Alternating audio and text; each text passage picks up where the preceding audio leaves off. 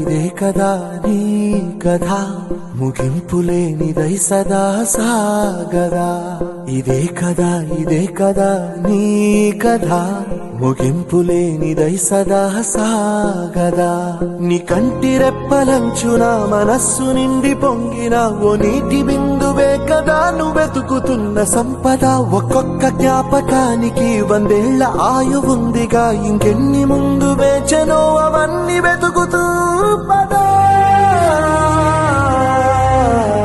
మనుష్యులందు నీ కథ మహర్షిలాగా సాగదా. మనుష్యులందు నీ కథ మహర్షిలాగా సాగదా.